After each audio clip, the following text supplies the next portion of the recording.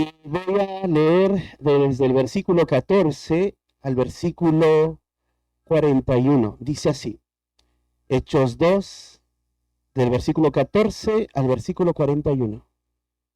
Dice entonces Pedro, poniéndose en pie con los 11, alzó la voz y les habló diciendo, varones judíos y todos los que habitáis en Jerusalén, esto os sea notorio y oíd mis palabras, porque estos no están ebrios como vosotros suponéis, puesto que es la hora tercer del día, mas esto es lo dicho por el profeta Joel.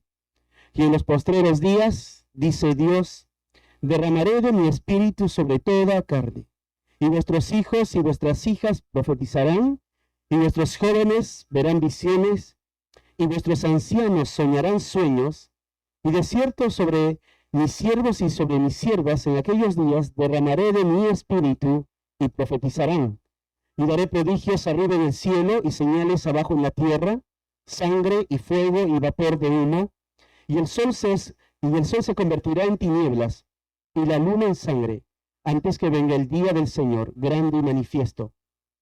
Y todo aquel que invocare el nombre del Señor será salvo. Varones israelitas, oíd estas palabras. Jesús Nazareno, varón aprobado por Dios entre vosotros con las maravillas, prodigios y señales que Dios hizo entre vosotros por medio de él, como vosotros mismos sabéis. A este, entregado por el determinado consejo y anticipado conocimiento de Dios, vendisteis y matasteis por mano de inicuos, crucificándole, al cual Dios levantó, suelto los dolores de la muerte, por cuanto era imposible que fuese retenido por ella. Porque David dice de él, veía al Señor siempre delante de mí, porque está a mi diestra, no seré conmovido. Por lo cual mi corazón se alegró y se gozó en mi lengua, y aún mi carne descansará en esperanza, porque no dejarás mi alma en el Hades, ni permitirás que tu santo vea corrupción. Hiciste conocer los caminos de la vida, y me llenarás de gozo con tu presencia. Varones hermanos, se os puede decir libremente del patriarca David, que murió y fue sepultado, y su sepulcro está con nosotros hasta el día de hoy, pero siendo profeta, y sabiendo que con juramento Dios le había jurado que desde su descendencia, en cuanto a la carne, levantaría al Cristo para que se sentase en su trono. Viéndolo antes, habló de la resurrección de Cristo, que su alma no fue dejada en el Hades, ni su carne vio corrupción. A este Jesús resucitó Dios, de la cual todos nosotros somos testigos. Así que, exaltado por la diestra de Dios, y habiendo recibido del Padre la promesa del Espíritu Santo, ha derramado esto que vosotros veis y oís. Porque David no subió a los cielos, pero él mismo dice, dijo el Señor a mi Señor, siéntate a mi diestra, hasta que ponga a tus enemigos por estrado de tus pies. Sepa pues ciertísimamente toda la casa de Israel, que a este Jesús, a quien vosotros crucificasteis, Dios le ha hecho Señor y Cristo. Al oír esto, se compungieron de corazón y dijeron a Pedro y a los otros apóstoles, varones hermanos, ¿qué haremos? Pedro les dijo, arrepentíos y bautícese cada uno de vosotros en el nombre de Jesucristo para perdón de los pecados, y recibiréis el don del Espíritu Santo. Porque para vosotros es la promesa, y para vuestros hijos, y para todos los que están lejos, para cuanto el Señor nuestro Dios llamare. Y con otras muchas palabras testificaba y les exhortaba diciendo, sed salvos de esta perversa generación. Así que los que recibieron su palabra fueron bautizados, y se añadieron aquel día como 3,000 personas. Vamos a orar. Padre, esta mañana nos acercamos ahora frente a tu palabra. Nos toca, Señor, escucharte, guardar silencio, para que tú nos hables. Te pido, Señor, a través de la obra de tu Espíritu Santo, obres en nuestras vidas, iluminando nuestras mentes. Usa, Señor, tu palabra para tu gloria. Gracias, Señor, por este tiempo. Oramos en el nombre de tu Hijo Jesús. Amén. Hemos dicho que la predicación expositiva es la única manera de explicar fielmente las Escrituras. Eso lo creemos. Decimos que a razón de esto la iglesia crecerá, madurará para la gloria de Dios. Es impresionante lo que hemos leído, porque si nos preguntáramos cuál fue la primera predicación de la primera iglesia, fue justo una predicación expositiva. Y el apóstol Pedro, de manera magistral, de manera única, lo que Pedro va a hacer es predicar la escritura de manera fiel. Y luego vamos a ver los resultados que trajo esta exposición de la escritura. También quiero decirte algo ya de antemano. Te decía la semana pasada que Dios es soberano sobre la predicación que da a su iglesia, porque creemos que Él nos alimenta a todos nosotros. O sea, estamos sentados acá, no para escuchar a un hombre, sino para escuchar la voz de Dios, escuchar su palabra. Y su palabra va a ser expuesta. Y sabes que en la preparación de esta exposición, dividiendo de manera natural el texto, sabes que la exposición de la resurrección en medio de la exposición de Pedro va a ser el próximo domingo. Y el próximo domingo, ¿qué el mundo va a recordar? La resurrección de Cristo. Y sabes que el próximo domingo vamos a ver, a través de esta exposición de la predicación de Pedro, justamente la resurrección de Cristo. Impresionante, yo me quedé abrumado por la soberanía de Dios, cómo Él va enseñándonos a todos nosotros, afirmando conceptos, dándonos claridad en la mente de cómo tiene que ser la iglesia, cómo tenemos que observar la primera iglesia. Tenemos que observar el libro de Hechos también de manera adecuada, ver cómo aquella bisagra o como aquella transición del judaísmo al cristianismo. Y todo eso estamos observando sentados, apreciando, juntamente con los apóstoles, todo lo que está pasando en los eventos. Y nos hemos quedado sorprendidos por las manifestaciones que se dio cuando dio lugar, cuando el Espíritu Santo vino, descendió y llenó a cada uno de estos 120, y un ruido que acompañó. ¿Se recuerdan todo eso? Y recuerdan que cientos y miles de personas habían acudido a Jerusalén para celebrar desde la Pascua y ahora todo el tiempo de Pentecostés, toda esta fiesta también, y viene el Espíritu Santo después de 50 días. Y va a ser llamativo todo lo que sucede. Y vamos a observar entonces todo lo que ha pasado a continuación. Pero es necesario ver algo que pasó antes de lo que Pedro va a decir. Fíjense el capítulo 2, versículo 2, 12 y 13. Capítulo 2, versículo 12 y versículo 13. Dice, y estaban todos atónitos, perplejos, diciéndose unos a otros. ¿Qué quiere decir esto?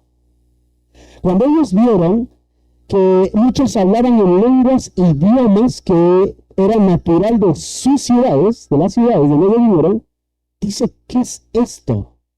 Comenzaron a sorprenderse, porque te explicaba que cuando ellos hablaron en otras lenguas, idiomas, era tan perfecta la lengua como si ellos hubiesen nacido en aquel lugar. Y esto solamente era una obra sobrenatural, era Dios obrando. Entonces quedan como acá, perplejos, atónitos. ¿Qué es todo esto? Bueno, es más, dicen así, los otros burlándose decían, están llenos de mosto. Algunos están perplejos, atónitos, maravillados, otros se burlan. Y dice, están borrachos. Estos hombres están borrachos. ¿Qué es lo que va a pasar ahora? Bueno, ¿qué pasa a raíz de esta pregunta que estos hombres se hacen y algunos afirman que estos están borrachos, algunos se burlan? Bueno, quiero citar lo que en otra versión dice, justamente el versículo 12, dice, todos estaban asombrados y perplejos, diciendo a nosotros, ¿qué quiere decir esto? ¿Qué quiere decir esto? Y otros decían, están borrachos. Bueno, no tenemos que perder de vista algo más también cuando vamos a meternos a ver todo esto. Es que el que va a leer este segundo tratado es Teófilo. Teófilo es un amigo de Lucas. Y cuando ahora él lea, lo que primero le va a explicar Lucas, lo que sucedió cuando fueron llenos del Espíritu Santo, aparte de hablar en lengua, lo primero que pasó fue una exposición de la Escritura. Y a raíz de allí hacia adelante, la Escritura va a ser la centralidad de las reuniones de la iglesia. Y acá se ve también la predicación expositiva, la predicación fiel de la Escritura. La predicación fiel de la Escritura es lo más importante en un sentido de la reunión. Nosotros en ese momento hemos alabado al Señor. Te adoramos, Señor, lo hemos dicho. Pero la adoración va a ser real cuando conozco más quién es Dios. Cuando entiendo quién es Dios, mi adoración va a ser única, sincera, profunda, real. La adoración. ¿Y cómo voy a conocer a Dios? Es a través de la Escritura. Y entonces ahora, Teófilo va a escuchar, como si cuando va a leer, va a comenzar a imaginarse todo lo que pasó en aquel momento. Cuando Pedro va a comenzar a predicar la palabra de Dios. Y acá vamos a ver esto. Entonces, vamos a ver tres cosas que podemos contemplar. En primer lugar, vamos a pensar, contempla la autoridad del predicador y la Escritura usada de manera fiel. En segundo lugar, vamos a ver la próxima semana, y hoy también en la primera parte de esto, contempla a Cristo proclamando una exposición de las Escrituras. Y en tercer lugar, vamos a ver, contempla el resultado de una exposición fiel de las Escrituras. Así que vamos a meternos a ver la primera parte. Contempla la autoridad del predicador y la Escritura usada de manera fiel. Contempla la autoridad del predicador y la Escritura usada de manera fiel. Del versículo 14 al versículo 21. Entonces nos dice, entonces Pedro va a ser ahora el que va a liderar, el que va a hablar a raíz de lo que ellos dijeron. ¿Qué es esto? Están borrachos, dijeron otros. Pedro se va a poner de pie. Pedro entonces, juntamente con los 11, van a hacer algo, ¿no? Se van a poner de pie. Fíjate, dice, poniéndose en pie con los 11. El ponerse en pie marca algo importante. Nosotros podemos leer el texto y lo pasamos por arriba en esta actitud que Pedro va a tener. Pero ¿sabías que cuando se sentaban a escuchar la ley en las sinagogas, el que leía la ley se ponía de pie? Y se ponía de pie frente a los hermanos, a los demás. Y comenzaba a citar la ley y a explicar la ley. A leer la ley y explicarla. De cierta manera, ponerse de pie marcaba autoridad. Entonces Pedro lo que está haciendo acá es esto, poniéndose de pie y marcando autoridad. Ahora, pero fíjate, no es solo Pedro que se pone de pie, sino los 11. Los 11 más Pedro.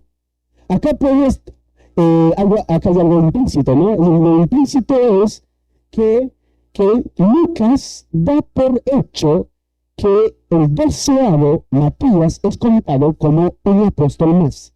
12 apóstoles. Algunos han pensado, y hago un paréntesis, que Matías no fue contado como 12 porque se habla de Pablo. Y él debió ser, o él es el 12º apóstol. No, Matías es el 12º apóstol. Y acá Pedro, Lucas, da por hecho y por sentado que Pedro se pone de pie más los 11. Los 11 y Pedro son 12. 12 apóstoles allí. Entonces, Pedro se pone de pie y este va a ser el portavoz del grupo. Ahora, Pedro, con mucha confianza, va a comenzar a hablar de quién es Dios. Pero surge una pregunta. ¿Cómo si Pedro puede hacer esto? Bueno, Hechos 1:8, fíjate, uno quizás yo puedo seguir a este pasaje, dice, pero recibiréis poder cuando venga sobre vosotros el Espíritu Santo. Y nos seréis testigos. Dos ideas acá, solo para que tengas a tu mente. Recibiréis poder y seréis testigos. El poder que va a estar en Pedro es el Espíritu Santo, controlándolo, y hay otra palabra acá, ser testigo. No tenía que ser testigo en Jerusalén. Es impresionante, me encanta esta parte. Pedro va a ser el portavoz de los 11 y de lo que ha sucedido. En primer lugar, va a refutar la acusación de cierta manera malévola o de que dijeron sobre lo que está sucediendo, sobre específicamente la obra del Espíritu Santo, Pedro va a refutar contestando esto. Entonces Pedro es este hombre que va a ser el testigo ahora. De esto se trata. Pedro es el hombre controlado por el Espíritu Santo. Ellos serían los pioneros. Pedro, el principal, el primero que Dios le usa en primer lugar para que él sea el portavoz de la palabra de Dios. Ahora, piensa algo más. Si ellos están siendo controlados por el Espíritu Santo, si tienen el poder, ¿por qué no hacen otras manifestaciones para llamar la atención a las demás personas o para decir y hacer otras cosas sobrenaturales? ¿Por qué no, por ejemplo, ellos no entran a hacer espectáculos? ¿Por qué no hacen cosas sorprendentes que se maravillan más? ¿Por qué no hablar de la Escritura? Es por esto. Porque lo principal y lo que va a transformar la persona es la palabra de Dios. O sea, Pedro, él aprendió de Cristo. Jesús, ¿qué hizo? Jesús, y lo va a explicar Pedro, hizo muchas cosas. Pero Jesús habló su palabra. Jesús entregó su palabra. Pedro va a hacer lo mismo. Pedro va a hablar fielmente la Escritura. Pedro no va a usar ese momento para hacer un espectáculo. Como hoy muchos dirían, cuando están llenos del Espíritu Santo, hay un éxtasis, hay euforia, hay descontrol, hacen cosas que llaman la atención, gritos y todo eso. Acá no ves nada de eso. Al contrario, Pedro va a levantar en alto algo que tiene que estar en el lugar de toda reunión, la predicación de la Escritura. La predicación de la Escritura tiene que estar en el centro. Y Pedro va a hacer eso, poner el pasaje, el texto, de manera adecuada, fielmente. Estos hombres necesitan escuchar la Escritura, porque lo que van a ver, eso no les va a llevar a que puedan compungirse el corazón y puedan ellos clamar por perdón. Solo la palabra de Dios hace esto. Solo la palabra de Dios da vida al muerto. Y acá Pedro va a usar la Escritura para que estos hombres puedan oír. Va a argumentar la Escritura, explicándolo, para que estos hombres comprendan. Y el Espíritu Santo fielmente dice la palabra para que estos hombres sean convertidos.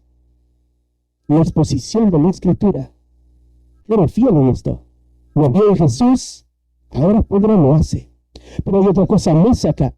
Pedro no le tomó esto en un sentido, o sea, el que habla la Escritura, lo tomó como de imprevisto. Como dice, ¿ahora qué hago? Y luego mucho, Pedro, tú habla, te toca a ti. Tú eres el que reacciona, tú eres el esto. Y Pedro dice, ¿pero qué les digo? No, acá dice a Pedro que va a hablar la Biblia, no porque en ese momento se le ocurre, sino es un hombre que ha estado meditando en la Escritura. Ha estado pensando en la Escritura. Ha estado pensando en todo lo que Jesús le ha dicho, ha estado resumiéndolo, y él sabía más de lo que nosotros suponemos que él sabía. Pedro va a usar de manera fiel la Escritura, porque él había meditado en la Escritura. Y va a usar y va a aplicar los textos de manera adecuada para que entendamos todos. Este es Pedro. Es sorprendente lo que Pedro hace. Pero ¿por qué se necesita la palabra? Porque la palabra de Dios es suficiente para que los que están en las profundas tinieblas vengan a la luz. Y solo la Escritura da la posibilidad que el que está encarcelado en las tinieblas sea dado en libertad, tenga libertad de la cautividad, de la esclavitud del pecado. Y Pedro va a usar la Escritura por eso. Romanos 10, del 14 al 15 justamente dice eso. ¿Cómo pues invocarán a aquel en cual no han creído? ¿Y cómo creerán en aquel que no han oído? ¿Y cómo oirán sin saber quién les predique? Claro, ellos necesitan, están preguntándose, ¿qué es esto? Están perplejos. Están borrachos estos hombres. Pedro va a hablar. De la única manera para que ellos resplandezca la luz en su corazón y puedan ser convertidos. La luz de la Escritura. Entonces Pedro va a tomar este lugar. Y en el texto, fíjate de lo que dice el 14. Entonces Pedro, poniéndose en pie con los 11, acá dice algo importante, alzó la voz y les habló diciendo, alzó la voz y les habló. Es impresionante cuando el pasaje te dice, alzó la voz. Esta es la idea de exclamar, pero no gritar. Es hablar con firmeza en la verdad. Pedro no dijo a medias tintas como que si su voz se quebrara y dudara en la mente la posibilidad de lo que está diciendo para que los demás vean, no está seguro. Pedro, al contrario, cuando habló, el texto lo citó de manera contundente y habló fuerte para llamar la atención y para apoyar. Y la idea es ir al corazón de manera contundente y entiendan claramente la palabra de Dios. Alzó la voz. Piensa este momento cuando todos están hablando de distintas lenguas, otros murmurando lo que hemos dicho hace un momento. Y Pedro, esperen, no sé, y habló. Y todos su mirada se dirigieron a Pedro. Pedro, miembro más entre los muchos para algunos, no es distinto, no tiene una aureola, no tiene un fuego en la cabeza. No. El poder radica en la Escritura y el Espíritu Santo controlándolo para que este hombre pueda hablar ahora. Y dice, alzó la voz y habló. La idea a hablar es alguien que abiertamente declara con valentía. Abiertamente declara. Claro, no va a tener temor. No va a ser amedrentado. Abiertamente. O sea, los pasajes que él va a usar para referirse quién es Cristo o lo que está sucediendo, no va a ser reprimido por los demás. No porque estén fariseos y los que sacerdotes que estaban continuamente quizás yendo al templo o hombres conocedores de la ley, pero eso no le bajó en un sentido que podría ponerse de manera inferior en el sentido de, van a decir ellos si me explico bien. No, Pedro está con toda la fortaleza, con todo el poder, y ahora lo va a explicar.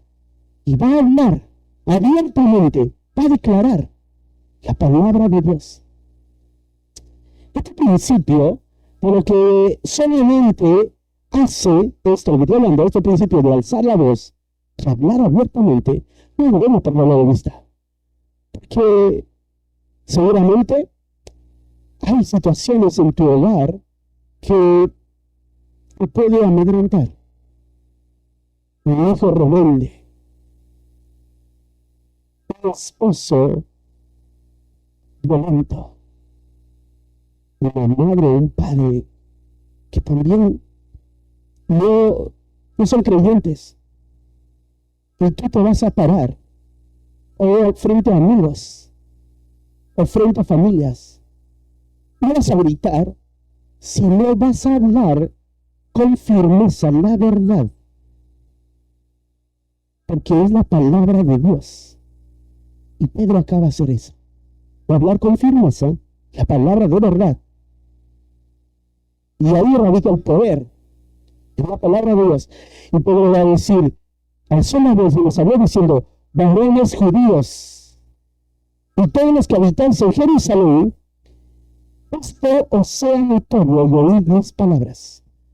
Esto me llama la atención de cómo Pedro desarrolla el mensaje y a quién se dirige. Dos grupos, ¿no? Uno, los que quedaron perplejos y atónitos, y otros que se burlan. Pedro no hace distinción de nadie, sino a todos ellos les habla. Es como si la mirada pusiera en los ojos de ellos. A cada uno los miraba y comenzara a decirles esto. Pedro les va a explicar. Varones judíos y todos los que habitáis en Jerusalén, esto sea notorio y oíd mis palabras. Cuando dice esto sea notorio, esta idea es, esto sea entendible, pueden llegar a comprender. Esto es un imperativo.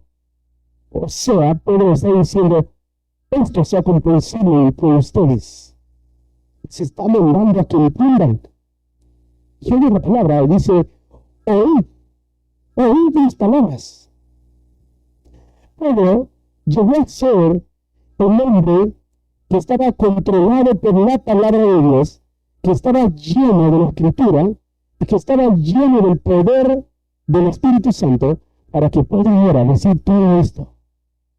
En otra versión dice esto, compatriotas judíos y todos ustedes que están en Jerusalén, déjenme explicarles lo que sucede.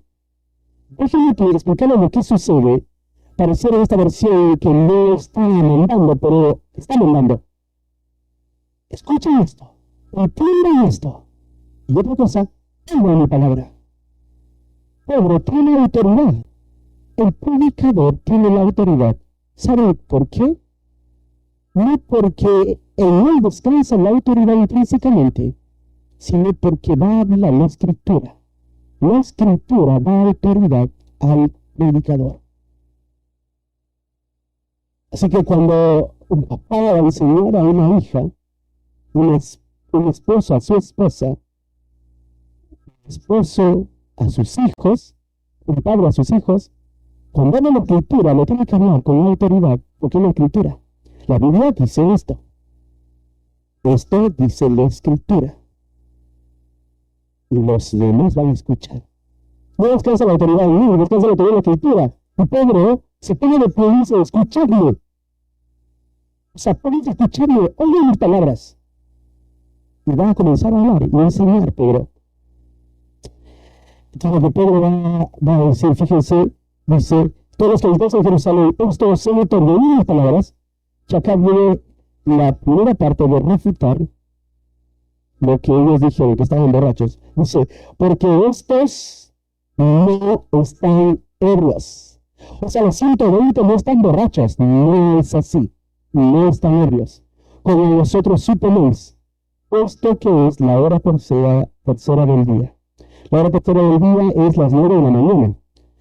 Y estaba estipulado en las tradiciones y aún en las prácticas y en cualquier otra una fiesta, que los judíos que viajaran o venían de lejos no tenían que beber ningún vino hasta a partir de las 11 para adelante. Antes de las 11, 10, 9, y no debían tomar ninguna bebida que sea adulterada. O sea, Pedro está diciendo, no es así.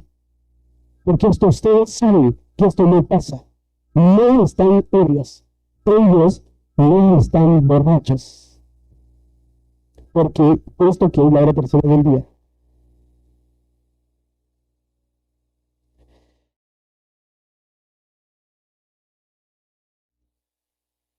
Pedro, para saber esta idea, Pedro, siendo controlado por el Espíritu Santo, va a comenzar a predicar la Escritura. Pedro no hace ni un show, ni un desorden, no hace confusión, sino Pedro es controlado.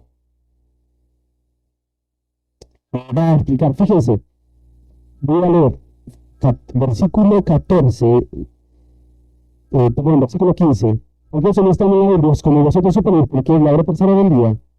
El 16. Mas esto es lo dicho por el profeta Joel.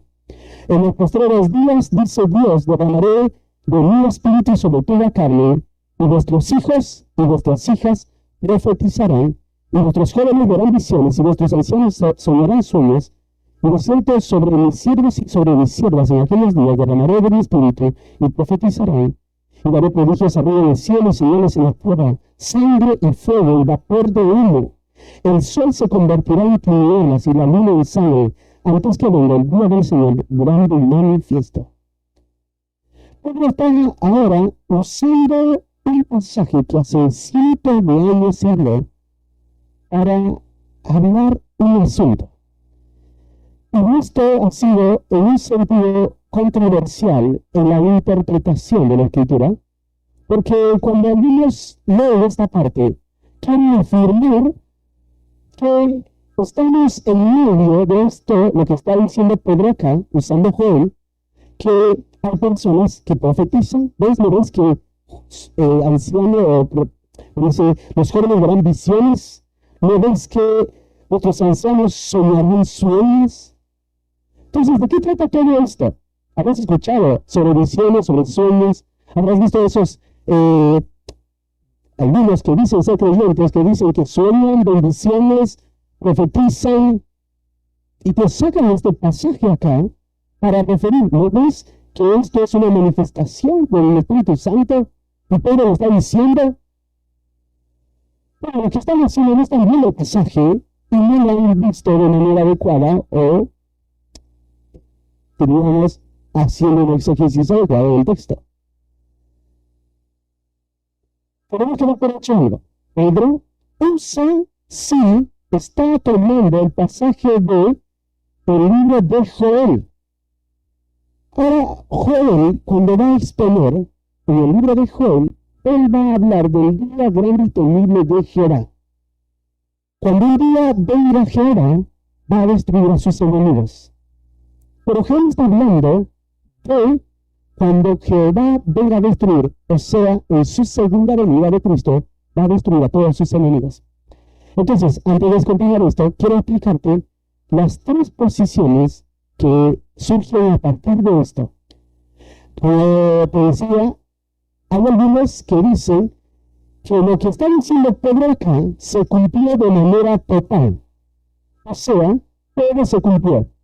Algunos toman esto afirmando que, por ejemplo, los jóvenes verán visiones, los ancianos soñarán sueños, y que los siervos y las siervas en aquellos días van a profetizar, los hijos y las hijas van a profetizar. ¿No ves que eso está sucediendo? Por eso profecías, visiones y sueños. Y van ellos diciendo que se ha cumplido de manera total, diciendo de los prodigios en el cielo, las señales abajo en la tierra, el sol cuando se convierte en tinieblas y la luna en sangre. Todo esto no fue de manera literal. La primera parte es de manera literal y la segunda parte no es de manera literal. La segunda parte es, no es, como que sea, de manera literal, sino se cumplió todo de manera espiritual. O sea, no es como algunos diríamos, sugieren que esto se va a dar. Esto nos da una posición. ¿Okay? La segunda posición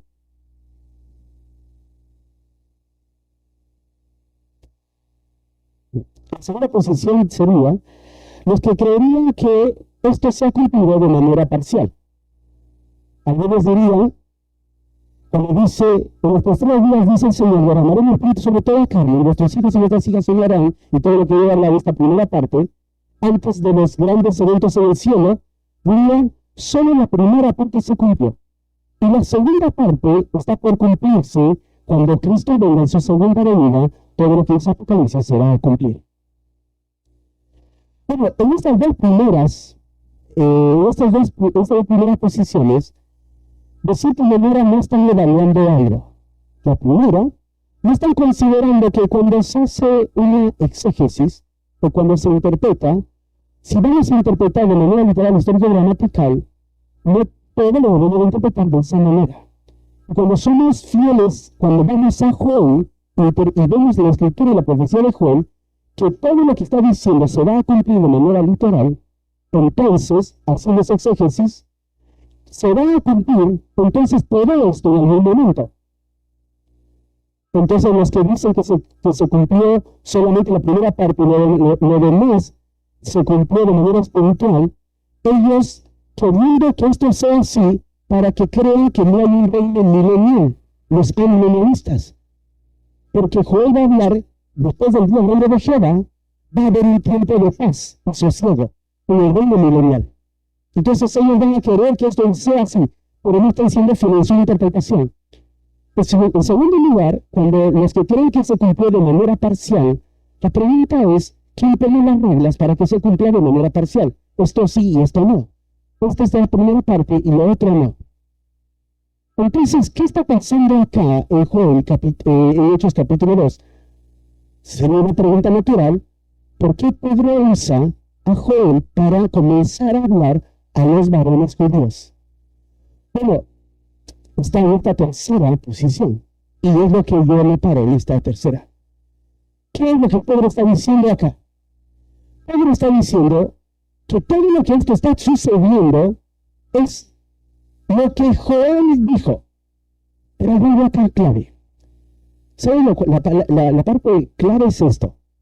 Todas las veces, si yo me conozco, todas las veces que los escritores y Jesús cuando usó la profecía, los escritores usaron la profecía, o Jesús usó la profecía, puso antes de o después de este encabezado, para que se cumpliese. Este encabezado acompañaba a la profecía, para que se cumpliese. Por ejemplo, te cito, Mateo 1:22. Todo esto aconteció para que se cumpliese lo dicho por el Señor. En Mateo 2:17, por ejemplo, dice, entonces se cumplió lo que fue dicho. Mateo 2:17, para que se cumpliese lo dicho por el profeta Isaías. Mateo 13:14, de manera que se cumple en ellos la profecía de Isaías. Mateo 13:35, para que se cumpliese lo dicho por los profetas. Este encabezado de para que se cumpliese, procedía a la profecía que se cumplió en ese momento. Puedes ver varios pasajes y Jesús mismo ha dicho, esto se cumplió hoy. Ahora Pedro no usa así el texto. Pedro lo dice para que se cumpliese. ¿No ves en el pasaje esto? Entonces puedes pensar, no está cumpliéndose, pero ¿por qué está acá este pasaje? Bueno, está acá porque, esto lo pinto, Joel habló que en un futuro, antes del día del Señor que venga a destruir a sus enemigos, Él va a derramar su espíritu y esto va a pasar. Los ancianos soñarán, los hijos y las hijas profetizarán, los jóvenes verán visiones, la luna se volverá de sangre, el sol se oscurecerá. Esto va a suceder antes de la segunda venida de manera literal. O sea, el mismo poder que va a haber en ese momento es el poder que está pasando acá. Es esa comparación. O sea, lo que está pasando acá es eso también. O sea, es la obra de Dios. Porque están oyendo hablar en otras lenguas. Es Dios haciendo esto. Es el Espíritu Santo. Y todo lo que dijo se va a cumplir en el futuro. Es más, Pedro va a seguir explicando esto porque el punto de Pedro va a ser Cristo. Él va a hablar del Evangelio. Él va a presentar a Cristo. Cosa que lo refutaron. Entonces esto sería la explicación. Bueno, ¿por qué puedo ver cómo Pedro de manera única usa la Escritura? Fíjate lo que dice Lucas, donde nos cuenta cómo Pedro usa la Biblia, la ley, los escritos de los profetas. Dice Hechos 2:16. Mas esto es dicho por el profeta ¿quién? Joel. Versículo 17. En los postreros días, dice ¿quién? Dios. ¿Te das cuenta algo? Joel, Dios. Y acá está la dualidad de la autoría de la Biblia. Dice, Joel dijo esto. ¿Y qué dice Joel? Dios dijo esto. El autor humano es el que ha sido inspirado por Dios. El autor primario es Dios. Es más, esto va a ser más relevante en la profecía. Porque si tú te ves la profecía, fíjate en la profecía, si viene con tu vista en el versículo 17, en los postreros días, dice ¿quién? Dios. Y luego dice, derramaré mi espíritu sobre toda carne. Y ahí, derramaré es un verbo, está implícito ¿quién? El sujeto. Yo derramaré mi espíritu. ¿Y quién es ese yo? Dios. Dios es el que derrama su espíritu. Dios. derramaré mi espíritu sobre toda carne, y vuestros hijos y vuestras hijas, y vuestros jóvenes y vuestros jóvenes verán visiones, y vuestros ancianos soñarán sueños. Y por cierto, sobre mis siervos y sobre mis siervas, en aquellos días del versículo 18, al final, fíjense, derramaré mi espíritu. La pregunta es, ¿quién derrama su espíritu? Dios. ¿Verdad? Implícito yo. Yo derramaré mi espíritu. Y para que veas quién es ese yo, tendría que estar en el 17, en la parte primera del 17, cuando dice Dios. Dios es el que derrama su espíritu. O sea, la centralidad de la escritura es, Dios habla, los profetas fueron los voceros de Dios, los autores humanos, el autor primario, la fuente, el que sopla, Dios, su palabra. Esta profecía tenía diciendo así: el sol se convertirá en tinieblas, la luna en sangre, antes que venga el día del Señor, grande y manifiesto. Cierro esta parte cuando afirmamos como iglesia, o desde la enseñanza, la exposición para la iglesia, nosotros creemos que esos eventos futuros van a suceder antes que se instaure el reino milenial, cuando Cristo venga en su segunda venida. Y todo esto se va a cumplir de manera literal. Y en Hechos 2 fue el ejemplo de los que se cumplió. Bueno, pero termina esta parte diciendo: todo aquel que invocar el nombre del Señor será salvo. Y esta es la parte que Pedro va a poner el énfasis. O sea, aquel día temible del Señor, cuando derrame su ira y matar a todos sus enemigos, ¿qué van a hacer? Todo el que invocar el nombre del Señor será salvo. ¿Saben qué? El centro de la profecía de Joel va a ser Dios en medio de su pueblo. Cuando pensamos de esa manera, cuando Pedro usa la escritura de Joel, ¿quién estuvo en medio del pueblo? Jesús. Y ahora, ellos debieron haber creído en Jesús. Y un día venía el día temido de Dios, grande, y ellos tienen que oír esta parte. La parte es: aquel que invocar el nombre de Jehová será salvo.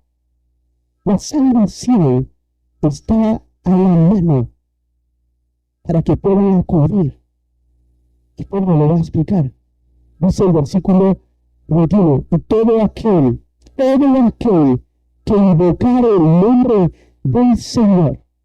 Invocar el nombre del Señor es entender quién es Dios. En el Antiguo Testamento pensaban en Dios todo aquel que creyera en Él. En el Nuevo Testamento, Cristo, la revelación de Dios, la exégesis de Dios, todo aquel que creyera en que Jesús es el Señor, será salvo. Y acá te da la idea de una oración, acá te da la idea de fe en una persona. ¿Quién es esa persona? Y acá Pedro va a comenzar a explicar todo esto. ¿Quién es esa persona? Todo aquel que invocar el nombre del Señor será salvo. En segundo lugar, eso sería el primer punto. ¿Okay? Primer punto: contempla la autoridad del predicador y la escritura usada de manera fiel. Segundo lugar, contempla a Cristo proclamado en la exposición de las Escrituras. Del versículo 22 al 32. Contempla a Cristo proclamado en la exposición de las Escrituras. Y este segundo punto vamos a llegar hasta la primera parte, y lo que va a continuar lo vamos a ver el próximo domingo. Vamos a ver solo una primera parte. ¿Ok? Dice, fíjense, el versículo 22. Varones israelitas.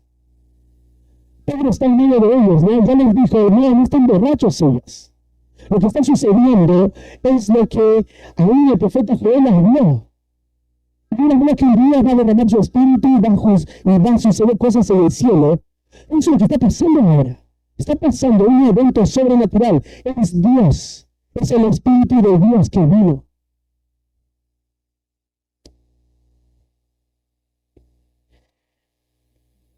Hay algo más que quiero hablar de esto. Es Pedro. ¿Te das cuenta que Pedro no usa experiencias? Pedro usa la escritura. En la exposición no usa No importa lo que haya experimentado Pedro. Pedro está hablando ahora de la Escritura y explicando la Escritura. Y ahora va a hablar de Cristo. Entonces empieza diciendo, varones y vanitas, oíd estas palabras. Si antes lo dijo Pedro, oíd mis palabras, y otra vez va a decir, oíd estas palabras. Esto es, escuchen, presten atención, observen. Un predicador decía de Pedro de esta manera. Y no solo de Pedro, de los demás apóstoles, ¿saben? Decía esto. Estos hombres pasaron de ser cobardes a ser valientes, de ser intimidados a ser intimidantes, de ser desleales a ser fieles, de ser volubles a tener convicciones. ¿Sabe quién hace esto? Solo el poder de Dios y la obra del Espíritu Santo en la vida de una persona. Estos hombres no tendrían dudas, su argumentación sería firme y en su argumentación van a hablar de Cristo, Jesús. Y empieza Pedro diciendo, versículo 22, oíd esas palabras, Jesús Nazareno. Jesús Nazareno. Ponte a pensar algo que le dijeron a ellos. Versículo 7 del capítulo 2. Estos estaban atónitos y maravillados diciendo, mirad, ¿no son que galileos estos que hablan? ¿Saben lo que está pasando acá? Antes que Pedro predique, la gente le dijo, ¿no son galileos? Los galileos, hablando de Galilea, una región de gente que, no gente docta, no gente conocedora, gente de campo, gente vulgar, gente que se ha mezclado en un sentido. Y ahora Pedro va a decir, varones, oíd, Jesús Nazareno. No dice Jesús el Galileo, dice Jesús el Nazareno. Y habla de Nazaret. O sea, ustedes dijeron, no son galileos. Un momento. Alguien vino de una aldea insignificante de ahí de la región de Galilea, Nazaret. Y es Jesús, Jesús el Nazareno. Para estos hombres, pensar en Jesús el Nazareno, porque de Galilea nadie, ningún profeta salió. Equivocadamente lo decían, porque muchos profetas habían salido de Nazaret. Solamente para ellos no eran personas dignas de respeto, los del norte. Los del sur se creían todo porque ahí estaba la capital. Pero ahora Pedro va a poner a Jesús diciendo, Jesús el Nazareno. Y esto es la condescendencia de Jesús, que de un pueblo insignificante él estaba ahí. Recuerda que estaba en tinieblas, vio gran luz a Jesús. Y Pedro que va a comenzar a explicar, dice, varones y vanitas, oíd estas palabras, Jesús Nazareno, fíjense, varón aprobado por Dios entre nosotros con las maravillas, prodigios y señales. Dice, es un varón aprobado. Y ahí la idea de aprobado es alguien que es exhibido públicamente, alguien que es puesto como modelo, alguien que es puesto para que sea observable por los demás, alguien que cuando es observado no hay dudas, su demostración es verdadera. Jesús es ese. Él ha sido aprobado, puesto para que todos vean y observen. Por eso Juan dijo, vamos, su gloria, gloria como el unigénito del Padre, lleno de gracia y de verdad. O sea, todo aquel que esperaba fielmente al Mesías, todo aquel que haya escuchado las profecías o el anuncio de Juan el Bautista y haya visto a Jesús, aquel Mesías que venía hacia ellos, pudieron ver, como Juan dijo, lleno de gracia y de verdad. Era indudable. Ahora, con estos hombres, los de Jerusalén, porque Pedro se dirige a los de Jerusalén también, y no solo a ellos, sino a los que vinieron en los distintos lugares, no había duda. Y les va a comenzar a hablar de quién es Jesús, qué hizo. Y va a decir tres cosas: maravillas, prodigios y señales. Maravillas, prodigios y señales. Dice Pedro, varón aprobado por Dios entre vosotros con las maravillas. El Señor de maravillas son las manifestaciones de gran poder, como los milagros. ¿Qué es todo esto? ¿Te acuerdas que cuando hemos pasado por el Evangelio de Mateo, hemos visto sus credenciales de Jesús, que Él es el Rey, el Mesías, el enviado por Dios, y que todas las cosas que Él hacía, todas las maravillas, atestiguaban que Él es el Mesías, Cristo. Para los prodigios, les dice, prodigios y señales que Dios hizo entre nosotros. La palabra prodigios es también un evento maravilloso que demuestra algo sobrenatural. Y las implicancias es sobre la naturaleza. Y señales es lo mismo, pero las implicancias en cuanto a su enseñanza.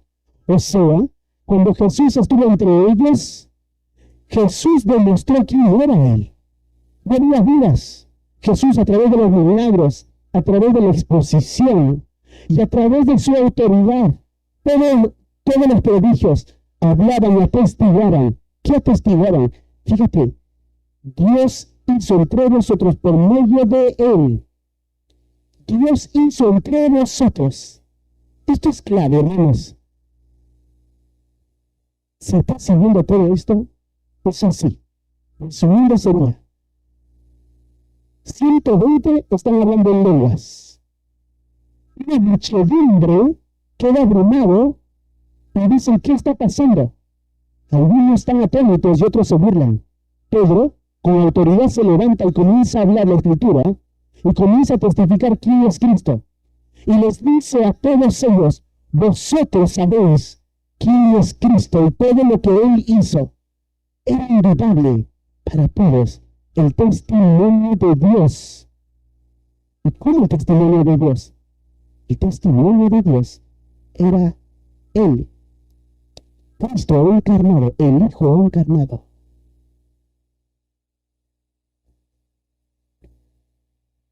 Juan 17, 6 al 8, cuando Jesús hizo su oración sacerdotal, dice, he manifestado tu nombre a los hombres que del mundo me diste, tuyos eran, me lo diste, y han guardado tu palabra, y ahora han conocido que todas las cosas que me has dado proceden de ti. Porque las palabras que me diste les he dado, y ellos las recibieron, y han conocido verdaderamente que salí de ti. Esta oración es singular, porque Jesús ora por sus apóstoles, y todos los que iban a creer después de ellos. Dice Jesús esto, ellos saben que he salido de ti.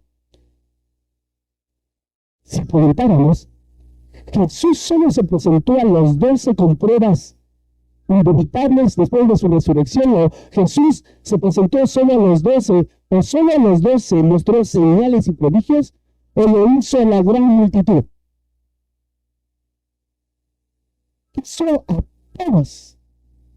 Cuando estaba en el monte de los olivos, Él habló el sermón del monte, y todos oían. Todos escuchaban. Jesús habló. Cuando hizo los milagros, todos observaban. Pero ¿por qué Jesús dice, ellos creyeron? Pero los demás lo rechazaron. Pero ellos creyeron. Y ahora está recordándonos lo que Jesús hizo. Jesús fue un personaje real, pero más que un personaje, era Él, pues humano. Era Jesús, es Dios. Hizo todas estas señales. Él hizo los prodigios. Él entre nosotros, Dios hizo entre nosotros todo esto. Jesús dice, les he dado tu palabra. Y ellos han guardado tu palabra. Pero algunos no lo han aceptado a Jesús, su palabra. Y ahora tienen esta oportunidad, los que vivieron lejos, a escuchar la palabra. ¡Qué impresionante!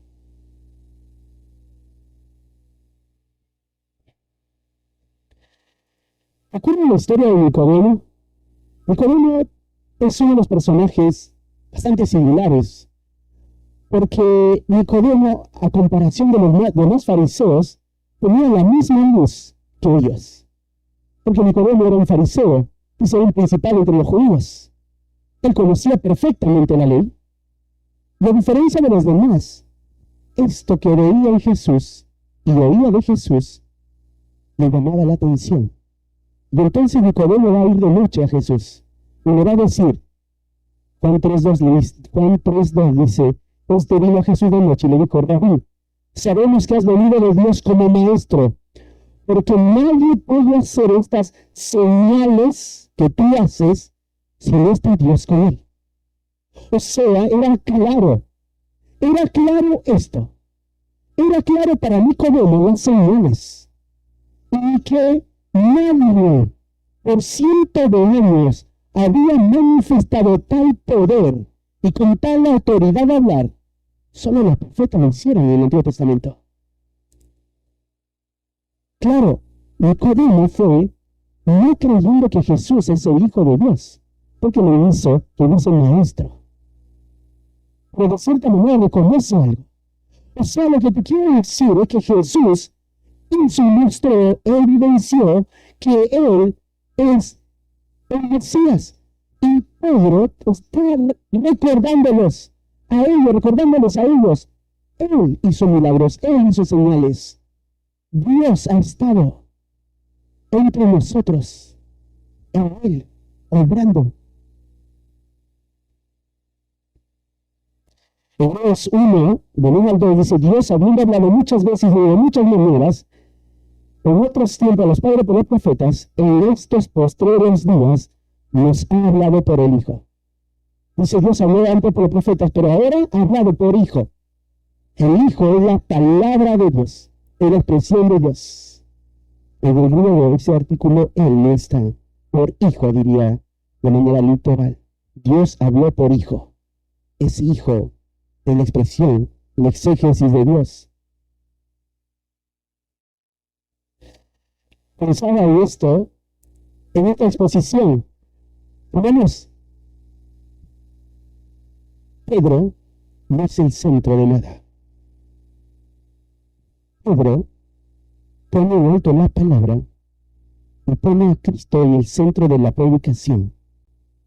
Pedro solo es el portavoz. Pedro no es ningún vicario. Pedro fue un apóstol más que habló de Cristo, que necesitó de su Salvador, como los demás apóstoles lo van a hacer, como Pablo, como Esteban. Ellos van a hablar también, con tanto de nuevo, y acá Pedro lo hace. Pedro no es el centro, es Cristo el centro. Cuando uno habla de la Escritura, uno tiene que mostrarse su elocuencia, su inteligencia, su apariencia. Eso es importante. Importante es Cristo. Cuando tengas la oportunidad de hablar en tu familia a Cristo, vas a hablar de Cristo, el Hijo de Dios, que hizo señales y prodigios. Pedro está convencido de esto. Y habla de Cristo. No hay mejor noticia, un mejor mensaje que dar de la persona de Cristo. Hablar de Él. Y tú dices a mis amigos que son universitarios, mis amigos que son los empresarios, que ejercen, son doctores en algo, el mensaje más grande que es Cristo. Y acá Pedro nos está viendo quién es Cristo, y ellos deben recordar quién es Cristo.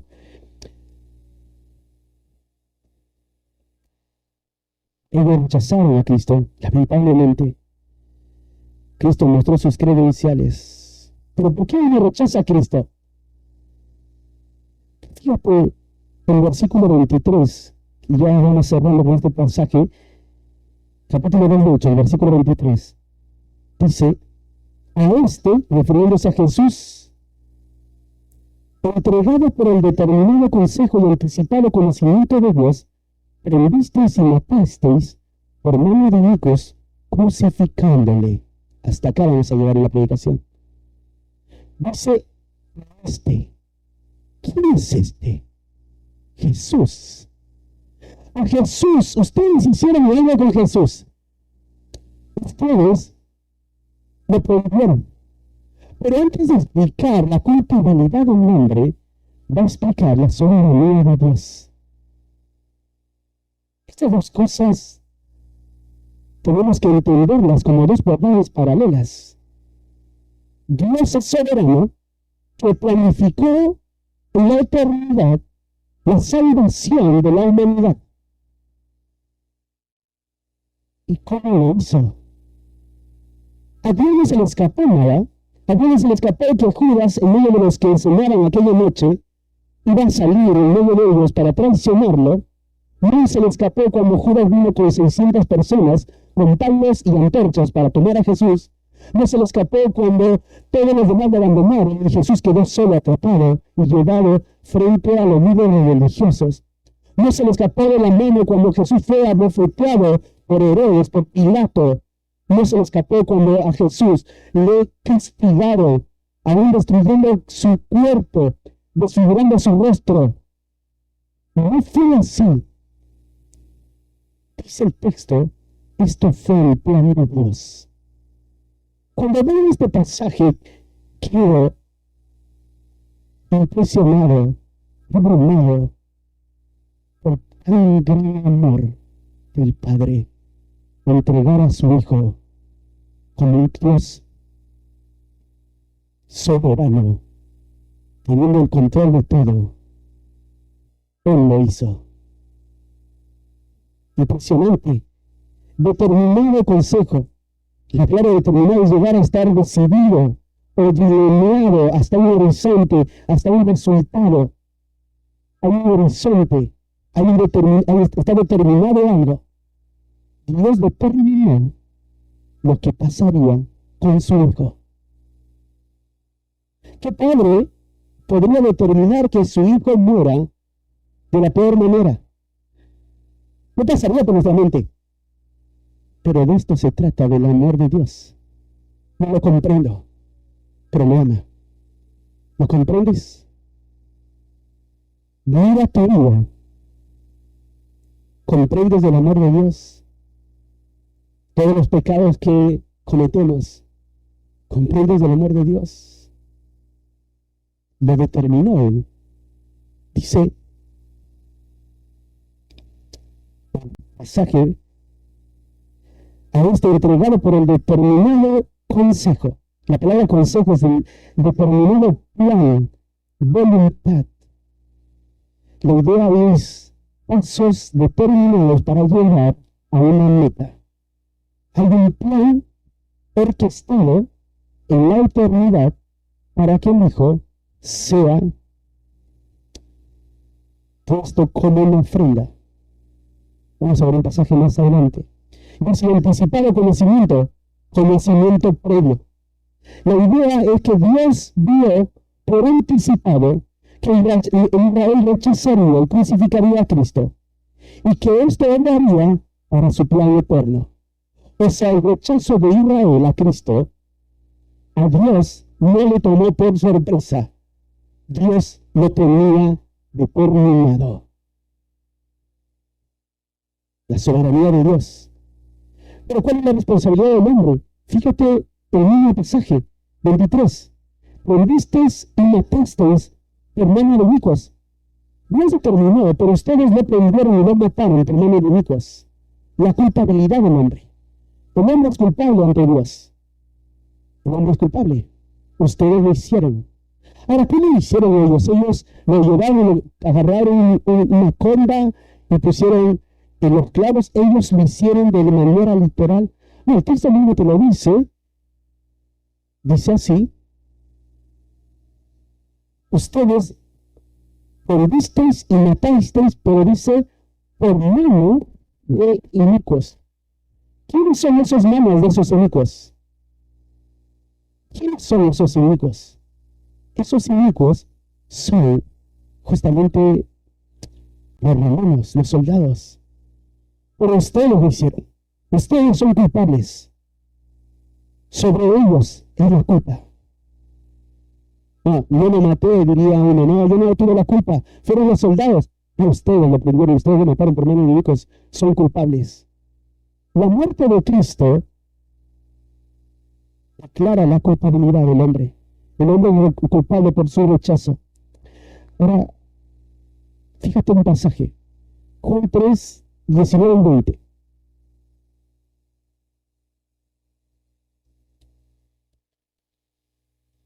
Juan 3.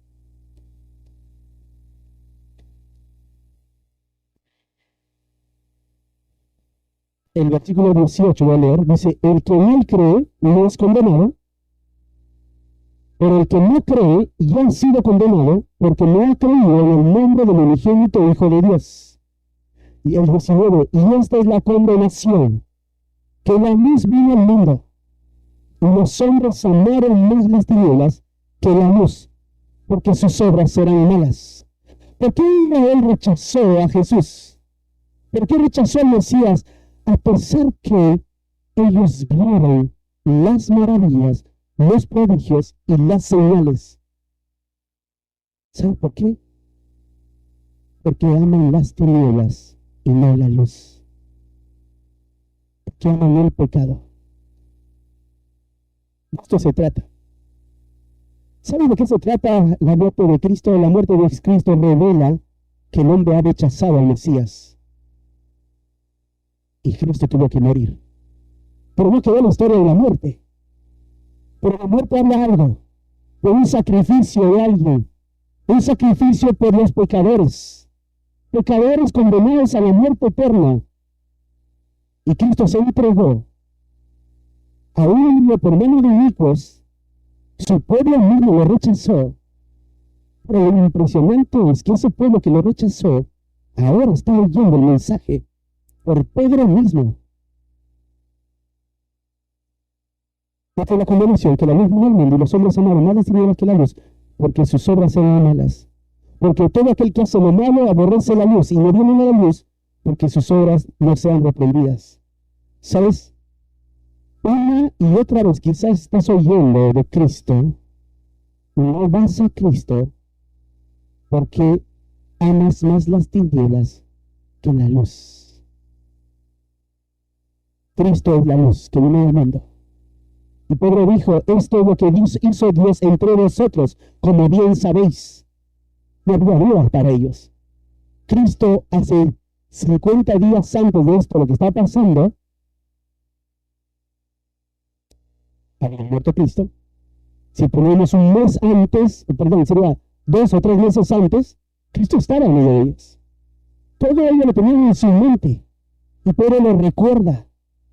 Que acá está Pedro poniendo la centralidad de Cristo en medio de la exposición para que ellos puedan entender la vida y la muerte de Cristo. Pero no quedó allí, en la muerte, como les decía, sino en su resurrección. Y este es el mensaje de la victoria, de la muerte y de la cruz. La resurrección de Cristo.